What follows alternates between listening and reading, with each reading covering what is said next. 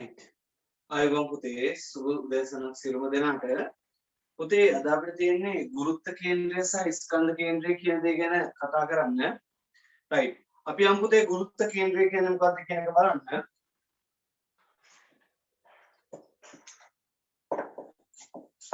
right.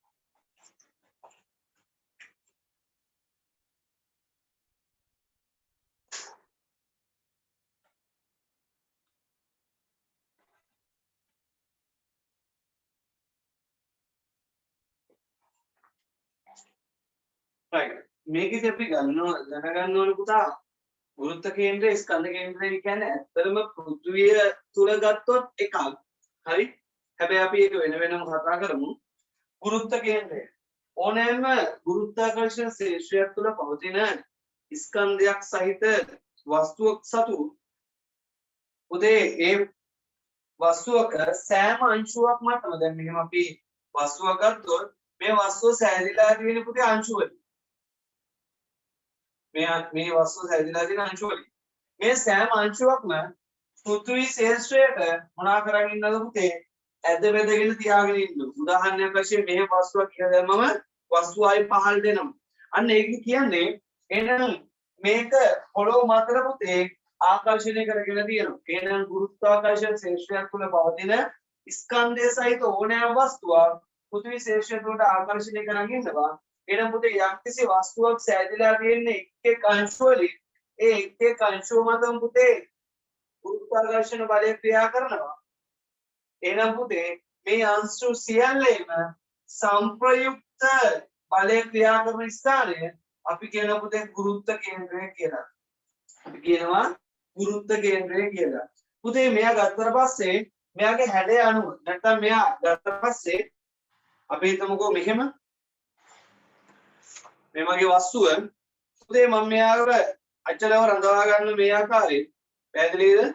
මම මෙයා ඉහළට අරන් ගියත් පහළට අරන් ගියත් මෙයාව වැටුනේ නැහැ. ඒ කියන්නේ මගේ සිරස්ව නැත්නම් අවකාශය තුල සිරස්ව ඉහළට සහ පහළට අපි අරගෙන යද්දී එයාගේ ගුරුත්ව කේන්ද්‍රය වෙනස් වුණේ නැහැ.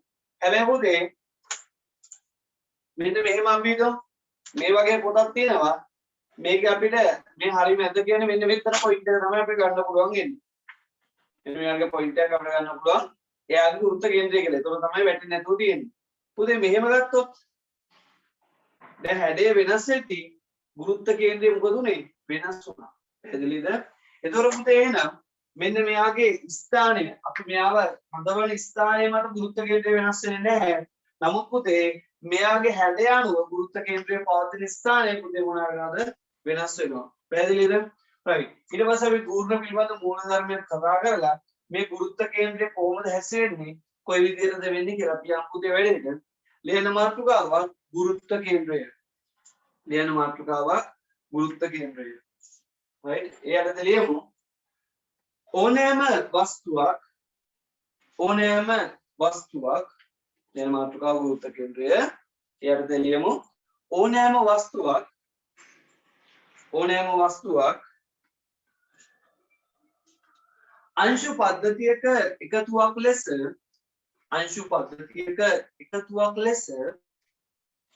පද්ධතියක එකතුවක් ලෙස දැක්විය හැකි නම්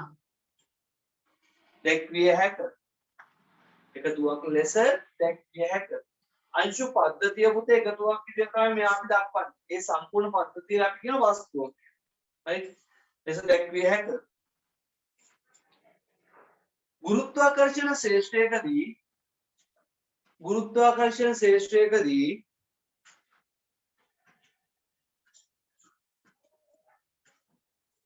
ගුරුත්වාකර්ෂණ ශේෂ්ත්‍රයකදී මේ සෑම අංශුවක් මතම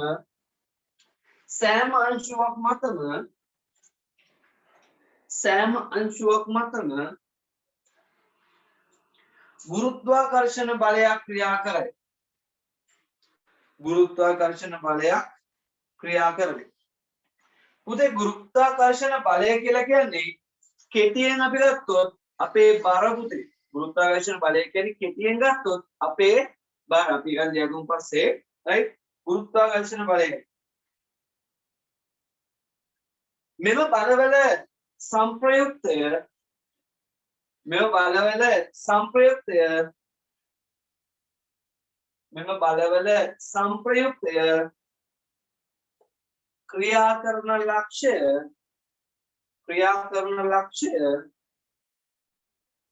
ක්‍රියා කරන ලක්ෂය අපි කියනවා පුතේ ගුරුත්ව කේන්ද්‍රය කියලා. අපි කියනවා ගුරුත්ව කේන්ද්‍රය කියලා.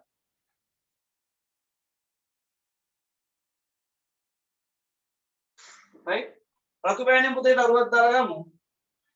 රතු පෑනෙන් දරුවක් දාලා පුතේ ගුරුත්වාකර්ෂණ බලය කියන්නේ අපේ මොකද බරට right? ගුරුත්වාකර්ෂණ බලය අනුව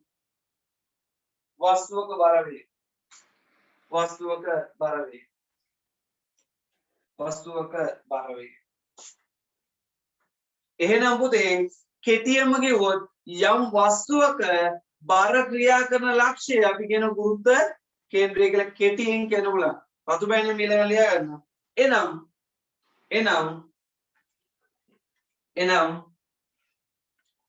එනම් වස්තුවක බර ක්‍රියා කරන ලක්ෂය තරුවක් දාලා ලියන්න. එනම් වස්තුවක බර ක්‍රියා කරන ලක්ෂය ගුරුත්ව කේන්ද්‍රය ලෙසද හැඳින්වේ. right? කෙටියෙන්ම සරලව කිව්වොත් නෝ. දැන් පුතේ අපි වස්තුන් ඉස්සරහ හදාගමු. වස්තුන් කීපයක කොහොමද පුතේ අපි හොයන්නේ ගුරුත්වාකර්ෂණය? නැත්නම් ගුරුත්වාකර්ෂණ බලය පිටතේ කොහොමද? නැත්නම් ගුරුත්ව කේන්ද්‍රය කොහෙද ඇත්තරම තියෙන්නේ කියලා අපි හොයන්නේ එක් බලවල. එතකොට ඒකෙදි පුතේ අපි පාවිච්චි කරනවා ගූර්ණ පිළිබඳ මූලධර්මය. ඒක පාවිච්චි කරමින් තමයි අපි යන්නේ. right? හරි. එතකොට මම ඔයගලන්ට කිව්වා වස්තුවක හැඩය වෙනස් වෙද්දී එයාගේ ගුරුත්ව කේන්ද්‍රය පුතේ පවතින ස්ථානය පුතේ වෙනස් වෙනවා.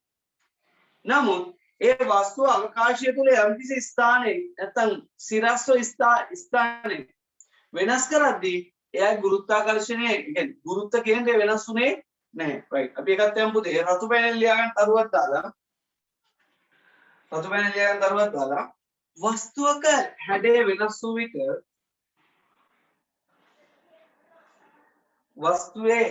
වෙනස් වූ විට ගුරුත්ව කේන්ද්‍රය පවතින ස්ථානය ගුරුත්ව කේන්ද්‍රයේ පිහිටීම වෙනස් වේ. අනේ මග ලස්සනයි. ගුරුත්ව කේන්ද්‍රයේ පිහිටීම වෙනස් වේ. ගුරුත්ව කේන්ද්‍රයේ පිහිටීම පුතේ වෙනස් වෙනවා. නමුත් ඒකටම වස්තුවේ අවකාශයේ පිහිටුම තියෙන ස්ථානය අවකාශයේ තියෙන පිහිටුම වෙනස් වූ විට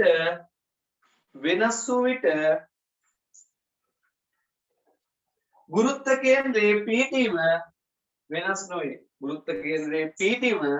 වෙනස් නොවේ.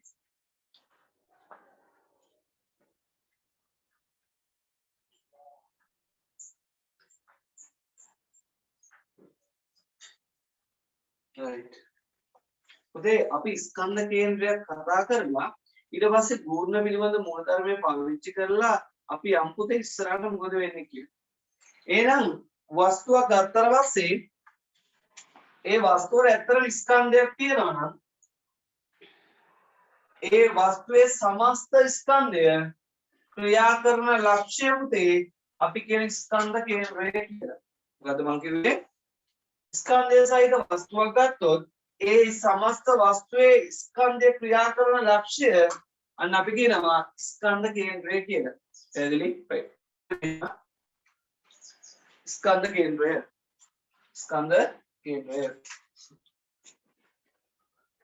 අපි ඒක දාලා ඊට පස්සේ ගුණ පිළිබඳ මූලධර්මයත් එක්ක පුතේ බලමු ඇප්ලිකේෂන් කීපයක් කොහොමද වැඩි වෙන්නේ කියලා. right. ස්කන්ධ කේන්ද්‍රය. ලියන්න මේක වස්තුවේ සමස්ත ස්කන්ධය වස්තුවක සමස්ත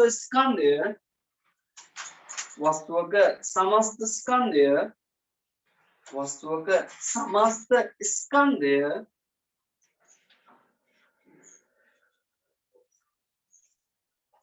केंद्रगत වී ඇති ලක්ෂය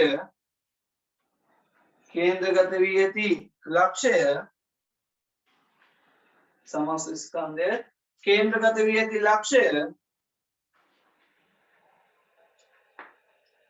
केंद्रगत වී ඇති ලක්ෂය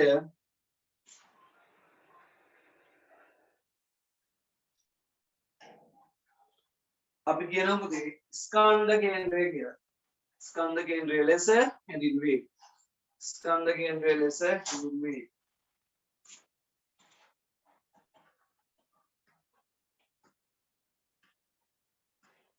right. ඔන්න පුතේ පොඩි විශේෂ කරුණු කීපයක් දැන් හොදලා ගන්න. පුතේ මම ගත්තම මගේ ඇඟේ සියලුම අවයවයක් තියෙන්නේ මේ ගුරුත්වාකර්ෂණ ශේෂ්ත්‍රය තුල පමණයි. අපි කියමුකෝ මම ඉන්නේ හඳේ තුල පවතින ශේෂ්ත්‍රය තුල. මම පෘථිවි ශේෂ්ත්‍රය තුල නෙමෙයි ඉන්නේ මගේ කියන්නේ එක කොටසක් පෘථිවියේ එක කොටසක් අපි කියමුකෝ හඳේ තියෙන්නේ කියලා. චන්ද්‍රයාගේ තියෙනවා. එතකොට අන්න එහෙම වුණා නම් මගේ එක් එක් අංශුව මත ක්‍රියා කරන ගුරුත්වාකර්ෂණ ශේෂ්ත්‍රය වෙනස් වෙනවා. ඇයි කොටසක් තියෙන්නේ පෘථිවි ශේෂ්ත්‍රය තුල අනිත් එක තියෙන්නේ චන්ද්‍රයා තුල. හැබැයි ඇත්තටම අපි පවතින ඕනෑම වස්තුවක් ගත්තොත් ඒ වස්තුව ශේෂ්ත්‍ර දෙකක පවතින්නේ නැහැ. ඒ කියන්නේ එකම එක ගුරුත්වාකර්ෂණ ශේෂ්ත්‍රය එකම වෙන්නේ පුතේ. එක පෘථිවි ශේෂ්ත්‍රය නැත්නම් චන්ද්‍රයා. අපි ඒ තරම් ලොකු නැහැනේ. ඒතර අපේ අවයව එහෙම ග්‍රහලෝක දෙකකට බෙදෙන්නේ නැහැ ඇත්තටම. පැහැදිලි? එහෙනම් පුතේ අපි ඇත්තටම පවතින එකම ශේෂ්ත්‍රයක් තුල. එහෙනම් ඔය ගුරුත්වාකර්ෂණ ශේෂ්ත්‍රය කියලා කතා කරා. ස්කන්ධ ගුරුත්වාකර්ෂණ ශේෂ්ත්‍රයේදී අදාළ වෙන්නේ ගුරුත්වාකර්ෂණ බලය නැත්නම් බර. එයාගේ පුතේ අපි කතා කරන්නේ ගුරුත්ව කේන්ද්‍රය. නැත්නම් ස්කන්ධය සමස්ත ස්කන්ධය ක්‍රියා කරන ලක්ෂ්‍ය ස්කන්ධ කේන්ද්‍රය. එහෙනම් මේ ගුරුත්ව කේන්ද්‍රය ස්කන්ධ කේන්ද්‍රය ගත්තට පස්සේ අපි ඒක වෙනසක් දකින්නේ නැහැ. ඒකට හේතුව තමයි අපි ඉන්නේ එකම ශේෂ්ත්‍රයක් තුල. අපි ඒ කියන්නේ අපි කතා කරන වස්තුව පවතින්නේ එකම ගුරුත්වාකර්ෂණ ශේෂ්ත්‍රයක් තුල. අන්න එතකොට එයාගේ ස්කන්ධ කේන්ද්‍රය සහ ගුරුත්ව කේන්ද්‍රය එක මත එක සමපාත වෙනවා. උදාහරණයක් වශයෙන් අපි නිව්ටන්ගේ දෙවෙනි නියමයේ අනුසාරයෙන් අපි දන්නවා F = ma කියලා ඉක්වේෂන් එක. මේ ඉක්වේෂන් එකේ අපි අත්‍තරම මෙතන දාන්න ඕනේ ස්කන්ධ කේන්ද්‍රය. අපි සමානට කර ගුරුත්ව කේන්ද්‍රය දාන්නේ.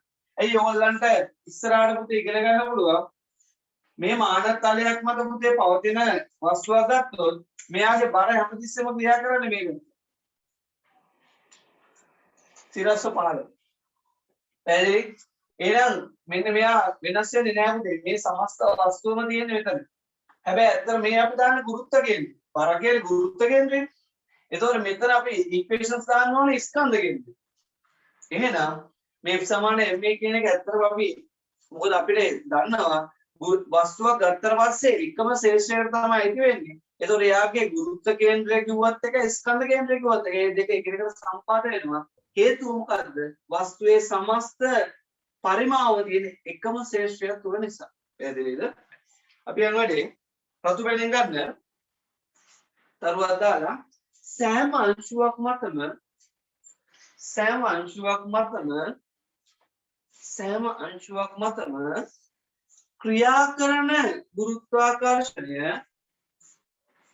ක්‍රියා කරන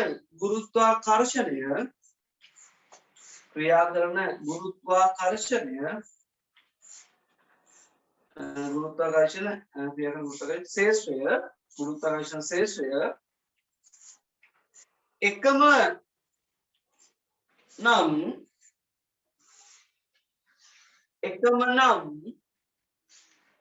නම්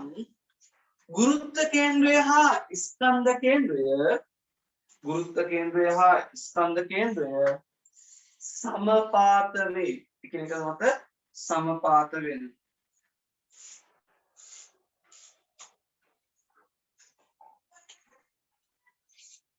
ඊට පස්සේ ලියන්න ඊළඟ තරුව F = ma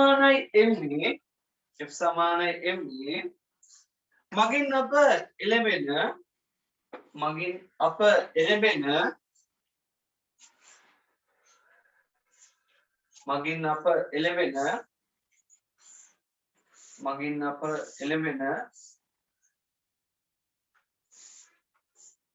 සියලුම නිගමනවලට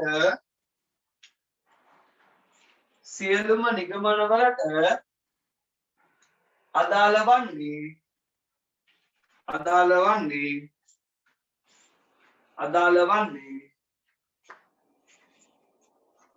ගුරුත්වාකර්ෂණ ස්කන්ධ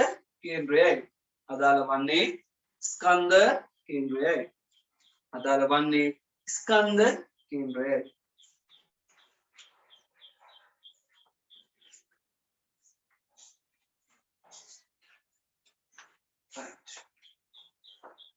පුතේ අපි යන් දැන් ගූර්ණ පිළිබඳ මූලධර්මයට. පුතේ ගූර්ණ පිළිබඳ මූලධර්මයෙන් කියන්නේ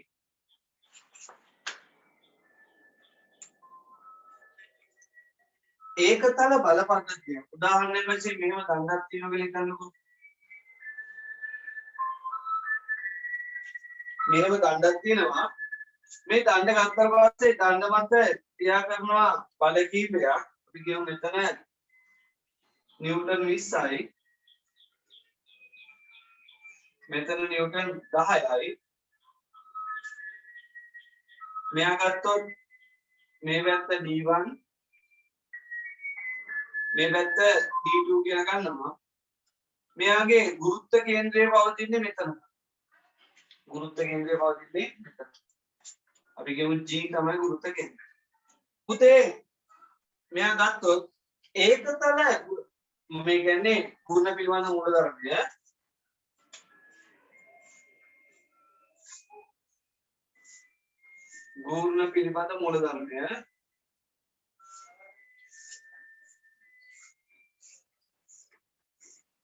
මොකක්ද පුතේ කියන්නේ?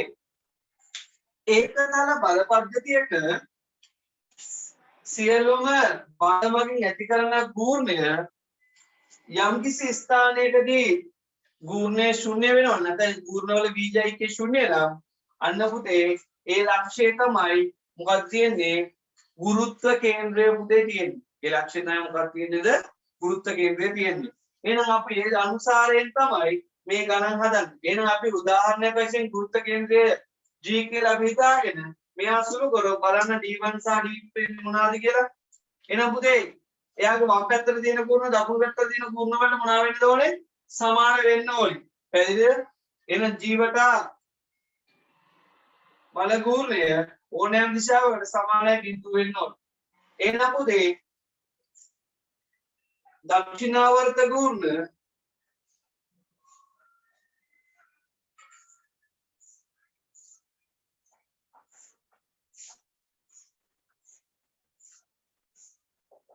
සමාන වෙනවා වාමාවර්ත කූර්ණ වලට.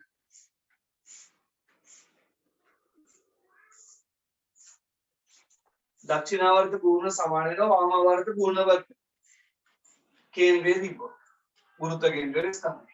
එහෙනම් පොතේ මේ පැත්තට තියෙන කූර්ණය වට වෙනවා මේ පැත්තේ තියෙන දක්ෂිණාවර්ත 10 වතාවක් D2 සමානයි වාමාවර්ත කූර්ණය 20 වතාවක් D1.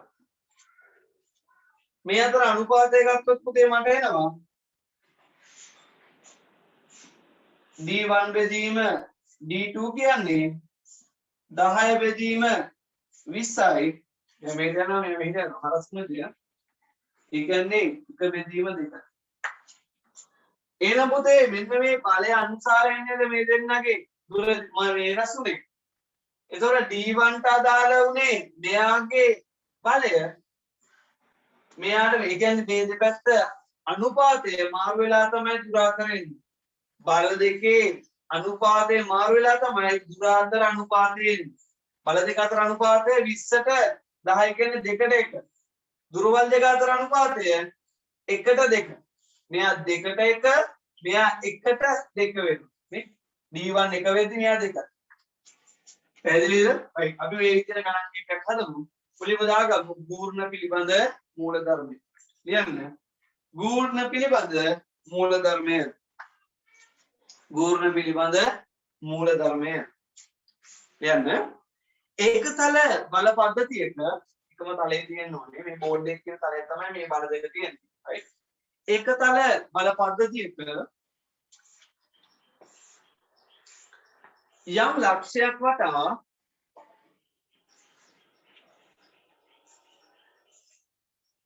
යම් ලක්ෂයක් වටා එක් බලය මගින් වෙන්වෙන්ව ඇති කරන ගූර්ණය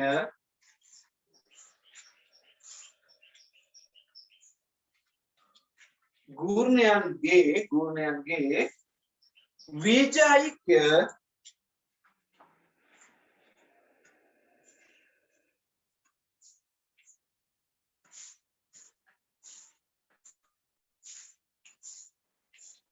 විජයික්‍ය संप्रयुक्त බලය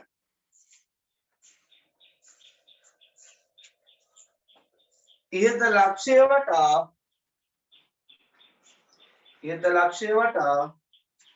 තනිව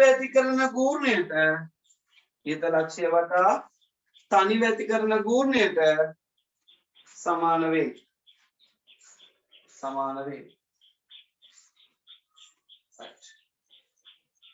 එතකොට මෙයාගේ අපි පුතේ ගුරුත්ව කේන්ද්‍රය වටා ගත්තොත් මොකද වෙන්නේ? එයාගේ බල ටික සමාන වෙනවා. පැහැදිලිද? ඊළඟට ලොකු වෙනින් දරුවක් දාලා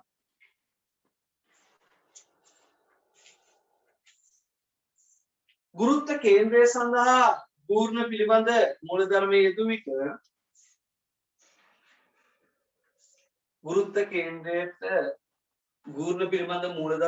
විට එම ලක්ෂයේ සංප්‍රයුක්ත බල ගූර්ණය ශුන්‍ය විය යුතුය. එම ලක්ෂයේ සංප්‍රයුක්ත බල ගූර්ණය මොනවා වෙන්න ඕන පුතා? ශුන්‍ය වෙන්න ඕනේ. ශුන්‍ය විය යුතුය. එනම්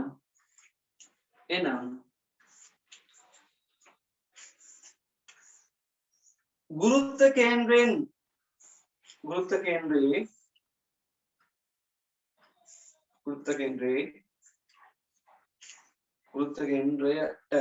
කේන්ද්‍රයට අදාළ දක්ෂිනාවර්ත බලගූර්ණවල ඓක්‍ය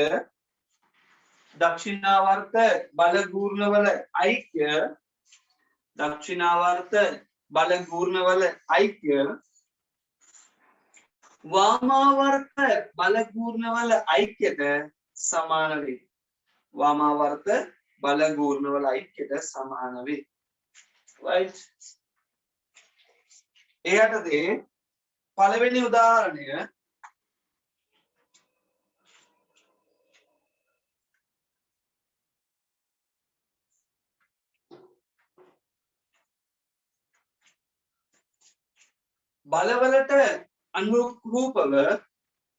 බලවලට අනුරූපව එයට අනුමාත්‍රකාවක් බලවලට අනුරූපව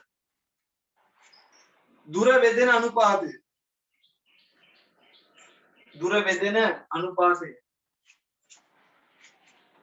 අපි උදාහරණයක් වශයෙන් මෙයා දැන් අගයක් දාගන්නේ මම අගයක් නොදාම කරන්නම්. මෙයා F1 පුතේ මෙයා F2 කියලා ගන්න. මට එන්නේ F2 වතාවක් D2 මෙයා F1 වතාවක් D1. එතකොට එන මෙයා උක්ත කරොත් මට එනවා පුතේ මේ සාධාරණ කෙනෙක් ගන්නේ මෙයා මේ පැත්තට යනවා. එතකොට F2 බෙදීම F1 කියලා එනවා. එහෙනම් ඇත්තට මේ දෙන්න හැදෙන්නේ මේ දෙන්නගේ බලවල අනුපාතය දෙපැත්තට මාරු වෙලා පුතේ සිදුවේ. පැහැදිලිද? එහෙනම් මම මේ concept එක දානවා පුතේ පොඩි application එකකට.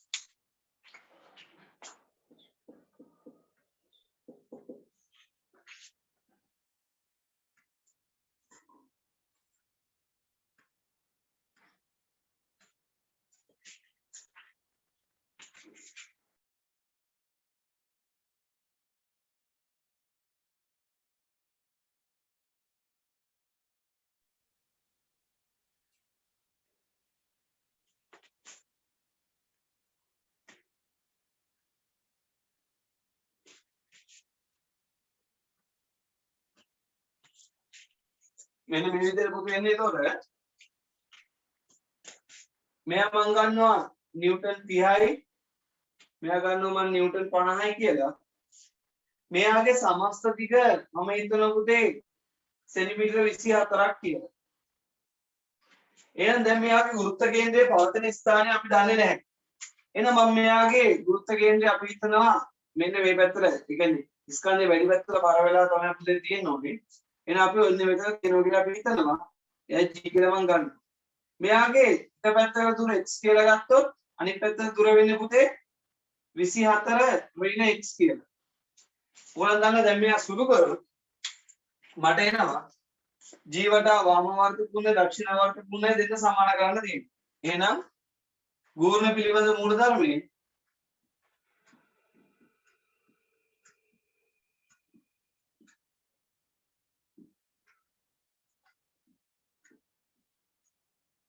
මොකද වෙන්නේ g වටා ඕනෑම දිශාවට පූර්ණ සමානයි පුතේ බිඳුව වෙනවා. එහෙනම් මම කෙටියෙන් ගත්තොත් මේ පැත්තට තියෙනකොට එහෙනම් වාම වර්ග ගූර්ණ 30 වතාවක් 24 වෙන x සමානයි අනිත් පැත්තට තියෙන ගූර්ණ කියන්නේ 50 වතාවක් x කියලා එනවා. එතකොට පුතේ 30 24යි 30 ඉගිරිය 24 සුළු කරන්නේ නැහැ මම ඍණ 30x සමානයි මෙයා 50x එනවා. 30x ඒ පැත්තට ගියාම ධන ඍණ 30x ඒ පැත්තට ගියාම ධන 30x 30යි 50යි පුතේ ඔක්කොම 80ක් එනවා. එහෙනම් 30 වැඩි කිරීම 24 සමානයි 80x කියලා එනවා. මේ පැත්ත පුතේ 80 ෙන් බෙදනවා. මේ පැත්තත් පුතේ 80 ෙන් බෙදනවා. right? එහෙනම් පුතේ මට එනවා මෙයාට මෙයා ගැටි දෙනවා.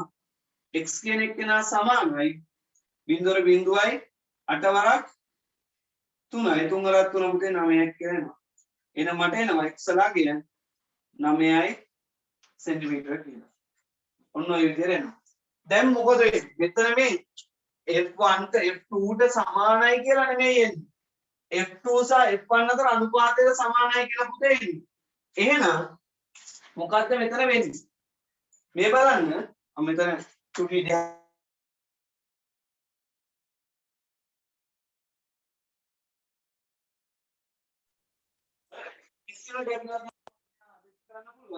හැබැයි පුතේ ඔයගොල්ලන්ට තේරෙනවා නම් මෙන්න මෙතනදී මට කෙටි ක්‍රමයක් දැන් ගන්න පුළුවන්.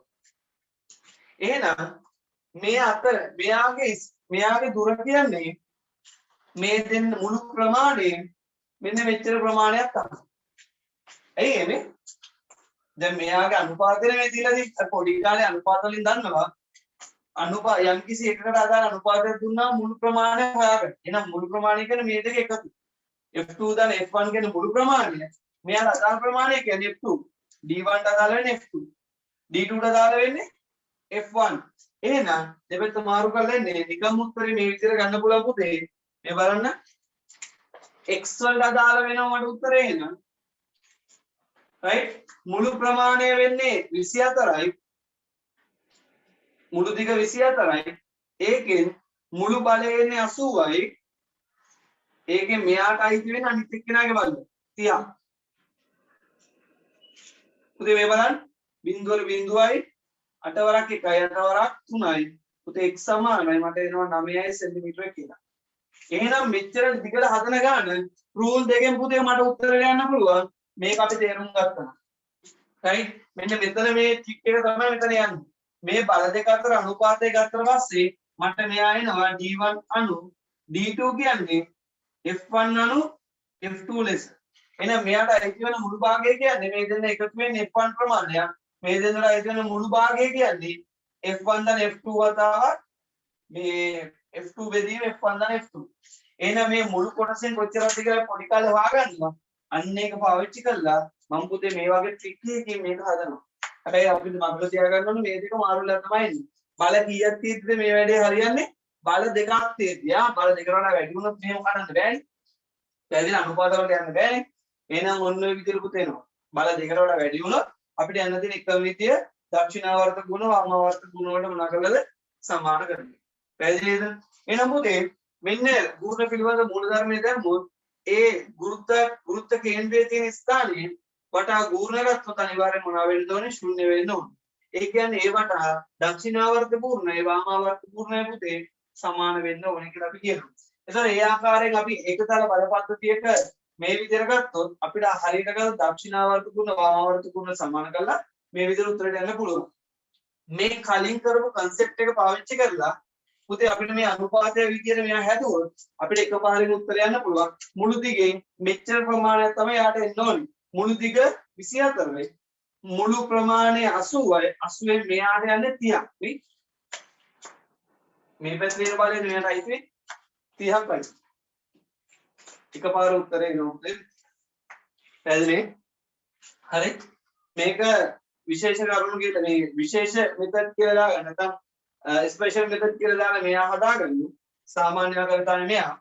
පොතේ මේක අපි මාතෘකාවක් දුන්නා. එහෙනම් මෙයා ලියාගෙන මේ කොළ පාඩක ලියන්න ඕනේ නැතර. මෙයා ලියාගෙන ඊට පස්සේ පොතේ මේ එක්සැම්පල් එක ලියලා මේ ස්පෙෂල් මෙතඩ් කියලා පොතේ අරගෙන දාන්න. ඒක ඔළුවට යන්නයි ඕන නේද? හරි. වැඩි වෙන්නේ.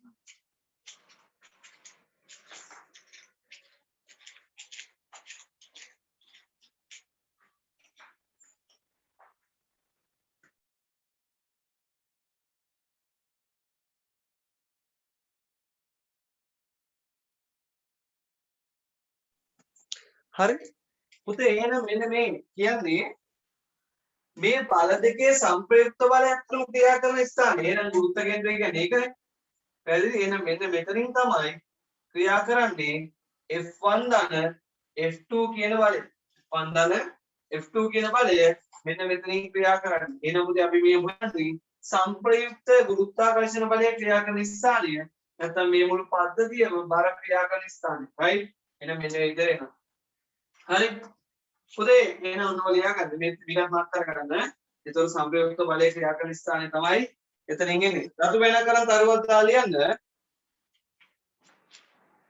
රතු වෙන කරන් තරුවක් දා ලියන්න G අණු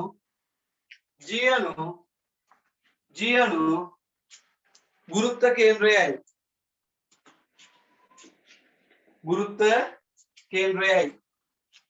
G අණු ගුරුත්ව කේන්ද්‍රයයි එනම්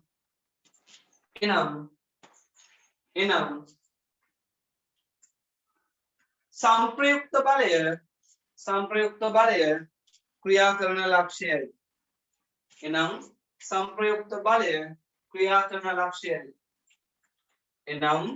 संप्रयुक्त බලය ක්‍රියා කරන ලක්ෂයයි මේ අපි කතා කරේ පුතේ බල දෙකක් තිබ්බම කොහොමද වැඩේ වෙන්නේ කියලා ඊට පස්සේ අපි කතා කරමු බල දෙකකට වඩා වැඩියෙන් තිබ්බොත් කොහොමද යාගේ ගුරුත්ව කේන්ද්‍රය හොයන්නේ කියලා. හරි.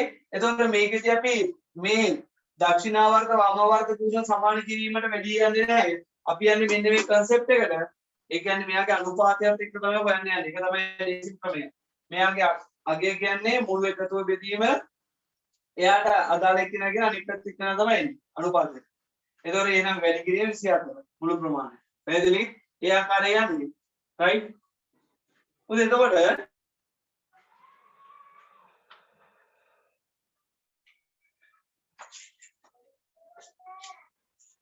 අපි මෙන්න මේ වගේ අක් කියනවා ඒකට තවත් උදාහරණයක් ගත්තොත්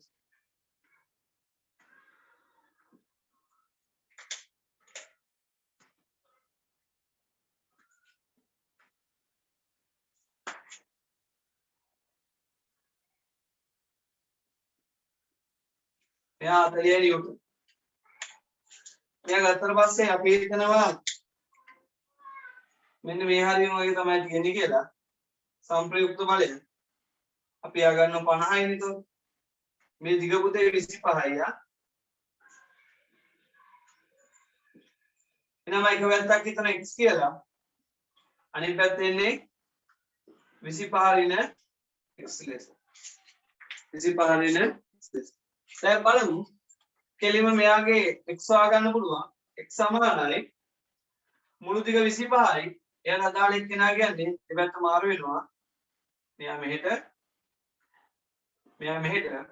එහෙනම් මට එන්නේ එයාට 10 වතාවක් 50 මෙයාට මෙයා ගැපුණා 5 වතාවක් 5යි එහෙනම් 5 සෙන්ටිමීටර x ලාගේ එහෙනම් අනිත් පැත්තේ එන්නේ 25 න් x සමානයි 20 සෙන්ටිමීටර කියලා එනවා එහෙනම් පුතේ මෙයා හැමතිස්සෙම දැන් මේ ගුරුත්ව කේන්ද්‍රයේ ලක්ෂ්‍ය ගමන් කරන අනිත් පැත්තට. එහෙනම් මොකද වෙන්නේ? එහෙනම් බර වැඩි පැත්තට මොකක් වෙනවද? ගුරුත්ව කේන්ද්‍රය සංක්‍රමණීය වෙනවා. පැහැදිලි? right? බර වැඩි පැත්තට මොකද වෙන්නේ? ගුරුත්ව කේන්ද්‍රය සංක්‍රමණීය වෙනවා. right? රතු පැනෙන් දරුවක් දාලා ගන්න. මම මේක මෙතනින් ලියන්නම්. මේ ඔයාලා ලියා ගන්න.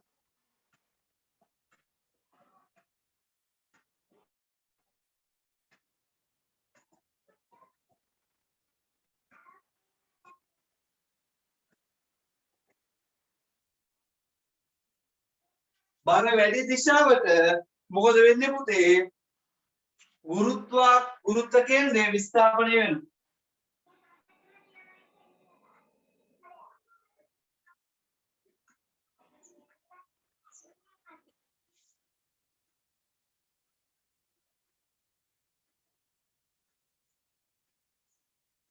විස්ථාපනය වෙයි. right. එහෙනම් පුතේ දැන් ඊළඟට අපි කතා කරනවා බල දෙකකට වැඩිපුර ඇති වුණාම කොහොමද යාගේ ගුරුත්වාකර්ෂණය නැත්නම් ගුරුත්ව කේන්ද්‍රය හොයන්නේ කියලා.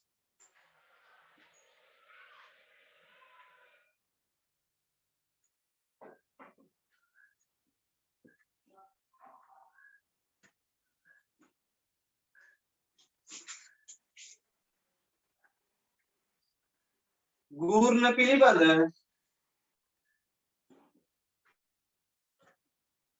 මූලධර්මයේදී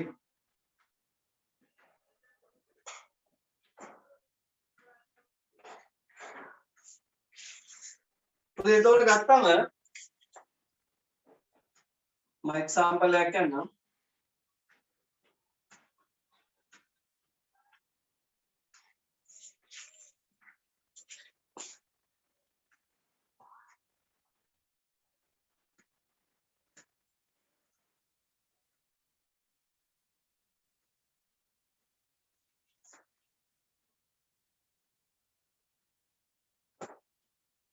දැන් නිව්ටන් 4යි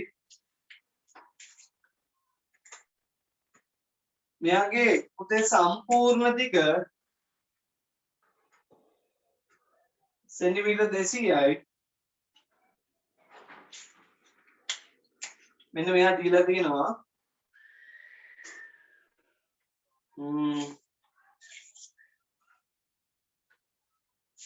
මෙයා දීලා තියෙනවා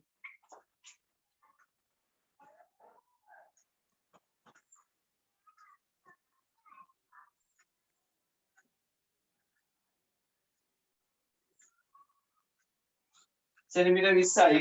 එහෙනම් පුතේ මේ ඉතුරු ටික මොකද වෙන්නේ? සෙන්ටිමීටර් 180ක් වෙනවා. එහෙනම් මම හිතනවා එයාගේ ගුරුත්ව කේන්ද්‍රය තියෙන්නේ මෙන්න මේ වගේ ස්ථානයක් කියලා. හරි? එයා ගුරුත්ව කේන්ද්‍රය තියෙන්නේ මෙන්න මේ වගේ ස්ථානයක් කියලා හිතනවා. ඒතර පුතේ අපි බලමු කොහොමද වෙන්නේ කියලා. ඒතර මම මෙයා ගන්නවා x කියලා ගන්නවා. මෙයාගේ සංප්‍රයුක්තය කියන්නේ 10යි 14යි. 17යි අපි තව එකක් දාමු. එතන 5ක් කියලා ගමු. එතකොට මෙයා සංප්‍රයුක්ත බලය ක්‍රියා කරන නිව්ටන් 15. 15යි 20ක් කරොත් 10යි මෙතන 10යි.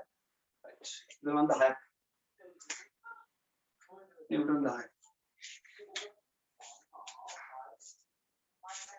පුතේ මම හිතනවා x තුරකින් තමයි මෙයා තියෙන්නේ. එහෙනම් මෙයාගේ සංප්‍රයුක්ත බලය තියෙනවා නිව්ටන් 200ක්. sorry නිව්ටන් 2ක් මේ 20ක්. එහෙනම් මෙයා x නම් අනිත් පැත්තෙන් 180 ඍණ x ලෙස එනවා. එහෙනම් මෙතන මම ඕනෑම ලක්ෂයක් අරගෙන ඒ ලක්ෂ්‍ය වටා ගුණ ගත්තා වැඩි හරිය. මෙයා a මෙතන b මෙතන g මෙතන c කියලා තියෙනවා. හරි ඕනෑම ලක්ෂයක් වටා පුතේ දක්ෂිනාවර්ත සහ වාමාවර්ත පූර්ණ වල ප්‍රමාණය ගත්තා නම් හරි මේ පද්ධතිය සමතුලිත නම් පැහැදිලි මේ පදේ සමතුලිතතාව ඕනෑම ලක්ෂයකට ගුණ ගන්න වැඩි කරේ.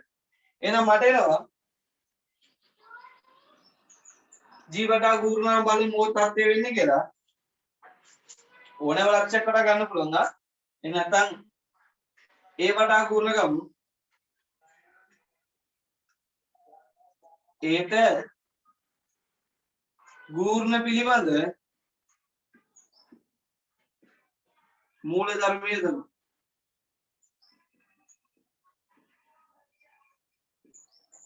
මේකද පාවිච්චි කරන්න බා.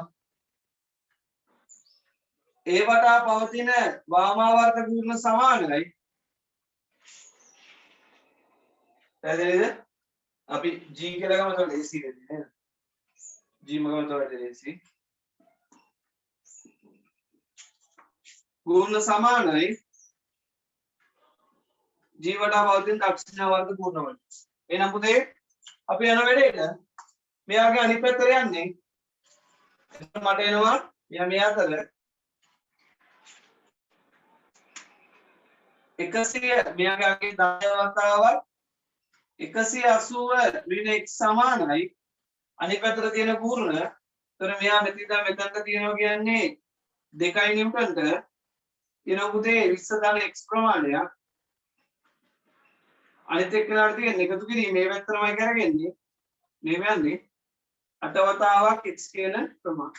එතකොට මට මෙතනින් එනවා 1800යි ඍණ 10යි x සමානයි 40යි ධන 2x ධන 8x කියලා එනවා.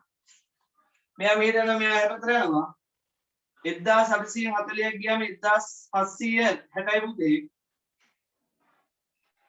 සමානයි 10යි 20යි x කියලා එනවා.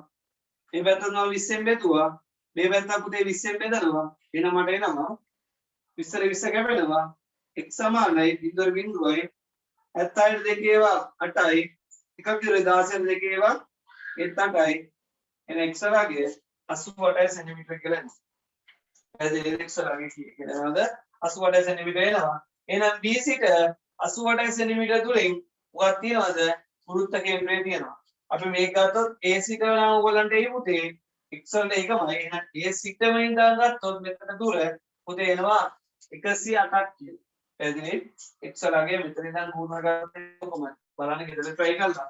එහෙනම් පුතේ පද්ධති නැත්නම් බල දෙක පුතේ තිබ්බොත් අපි ගන්නේ පුතේ දෙකේ අනුපාතයත් එක්ක ඒ වගේම බල දෙකකට වඩා වැඩිපුර තිබ්බොත් දක්ෂිණාවර්ත ගුණ වාමාවර්ත ගුණ වලට සමාන කරලා පුතේ අපි ගන්නවා. right. එහෙනම් ඔන්න ඔයාලට තේරෙනවා මේ ඇප්ලිකේෂන් එක කොහොමද රන් වෙන්නේ කියලා. හරි පුතේ මේ ටික දාගන්න. ඒ ගන්න ටික හදාගන්න. ඊට පස්සේ මම විශේෂ නෝට් එකක් දෙන්නම්. එතනින් අපි වැඩේ අවසන් කරන්න පුළුවන්. right.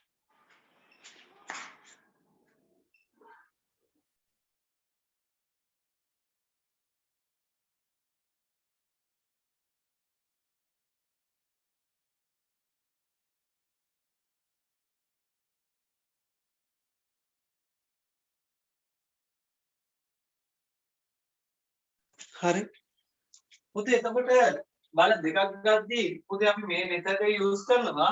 පුතේ අපි බල තුනක් ගද්දී දක්ෂිණාවර්ත ගුණ වාමාවර්ත ගුණ පුතේ අපි තීරණය කරන්නේ. එතකොට ඕගොල්ලන් මෙතනදී මේ වන් G පොයින්ට් එක ගත්තොත් කෙලින්ම පුතේ දක්ෂිණාවර්ත වාමාවර්ත ගුණ කතා කරේ. ඕගොල්ලන් වෙන පොයින්ට් එකක් ගත්තොත් මේ සංප්‍රයුක්ත බලය පවතින්නේ මේ පල්ලෙහාට නෙවෙයි පුතේ අනිත් පැත්තට කියලා උපකල්පනය කරන්න ඕනේ. පැහැදිලිද? සංප්‍රයුක්ත බලය පවතින්නේ අපි හිතන පැත්තට නෙමෙයි අනිත් පැත්තට කියලා තමයි වෙන ලක්ෂයක් වඩා ගුණ ගති සිද්ධ කරන්න ඕනේ. පැහැදිලිද? ඒතකොට තමයි උත්තරේ එන්නේ. නැත්නම් උත්තරේ එන්නේ නැහැ. හරි? ඒ ට්‍රික් එක ඔළුවට දාගන්න. මොකද මම කිව්වේ මෙතන සංප්‍රයුක්ත ගුණයේ පවතින ස්ථානය අපි නිකන් මාක් කරගන්න. එතකොට හැබැයි සංප්‍රයුක්ත බලය පවතින්නේ අනිත් බලවලට ප්‍රතිවිරුද්ධ පුතේ අනිවාර්යෙන්ම. පැහැදිලිද? සංප්‍රයුක්ත බලය දැන් පල්ලෙහාට නම් තියෙන්නේ. මෙයාත් මාක් කරන්නේ ඉහළට. එතකොට තමයි අපි ඒ වටා ගුණ ගද්දී මෙයා පහළට තමයි නැත්නම් දක්ෂිණාවර්ත වටත් වෙනවා 10ක් වෙනවා. එහෙනම් වාමාවර්ත තමයි අනිත් x මේ 20 කියන්නේ සංප්‍රයුක්ත බලය එන්නේ. පැහැදිලිද? ඒ විදිහට තමයි යන්න ඕනේ නැත්නම් උත්තරේ ගන්න බැරි වෙන්නේ. පැහැදිලිද? එහෙනම් g වටා ගද්දී අවුලක් නැහැ. තියෙන විදිහටමයි දක්ෂිණාවර්තය වාමාවර්තය ගන්න තියෙන්නේ. ඒ කියන්නේ ගුරුත්ව කේන්ද්‍රය හැර අපි අනිත් ඕනෑම ලක්ෂයක් වටා ගද්දී සංප්‍රයුක්ත බලය අනිත් පැත්තට කියලා හිතන්න ඕනේ. එතකොට එන ඒ ලක්ෂ්‍ය වටා මේ බලය දාන්න නැතුව මේ අනිත් ඒවා දාලා අනිත් බලවල අනිත් බල ගුණවල එකතුව සමාන කරනකොට සංප්‍රයුක්ත බල ගුණ එකතුව. පැහැදිලි ඒ ලක්ෂ්‍යය ඉඳලා.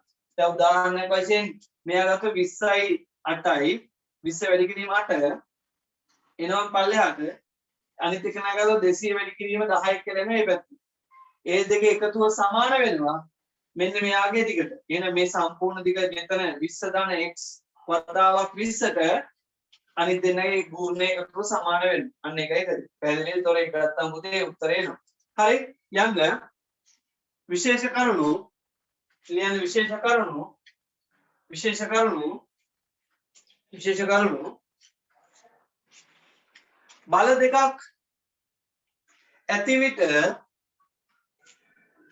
බල දෙකක් ඇති විට බල දෙකක් ඇති විට බල දෙකේ ගුණය අනුව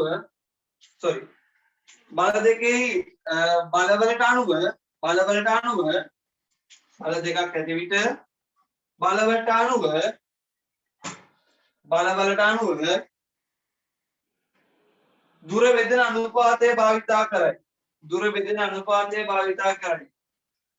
දුර බෙදෙන අනුපාතය භාවිතා කරයි.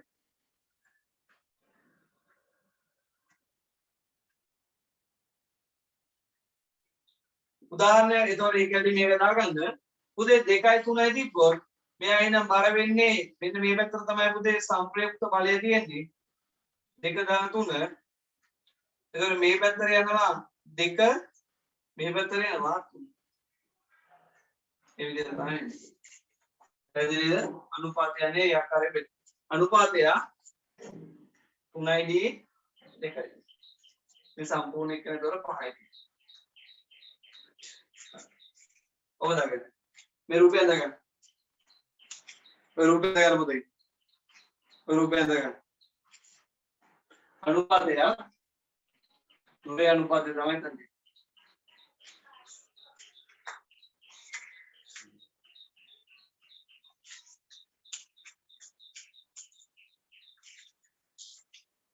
right අවසානයේද ඊළඟ විශේෂ කරුණ බල දෙකකට වඩා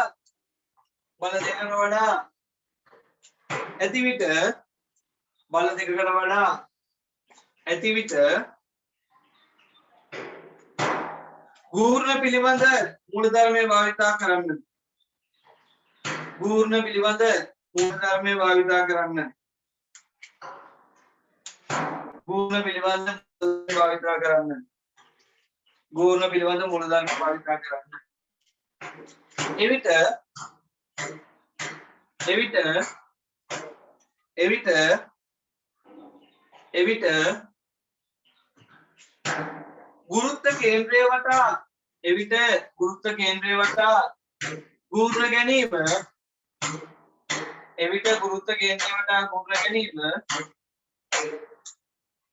එවිට ගුරුත්ව කේන්ද්‍රය වටා ගූර්ණ ගැනීම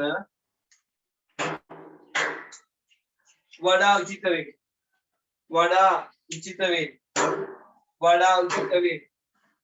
එනම් පුතේ ජීවටා දක්ෂිණාවර්ත පූර්ණ සමාන කරන්න ජීවටා වාමාවර්ත පූර්ණ වල යටි මෙයා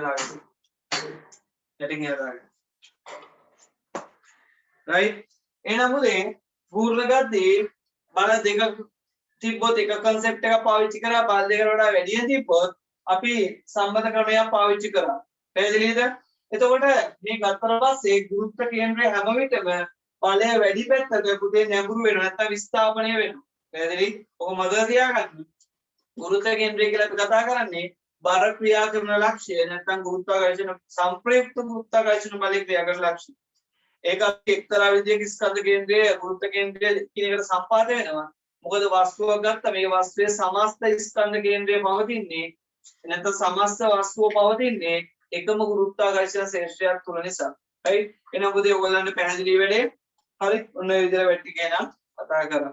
පුතේ අද අපි කතා කරේ ගුරුත්ව කේන්ද්‍රය සහ ස්කන්ධ කේන්ද්‍රය. මම හිතනවා වඩා හොඳට ඔයගොල්ලන්ට පැහැදිලි ඇති කියලා. එහෙනම් අද අපේ වැටි වල තියෙන අවසන් වෙනවා. ආයිබෝවන්. තිරුවන් සරණයි. සුබ දවසක් පුතේ.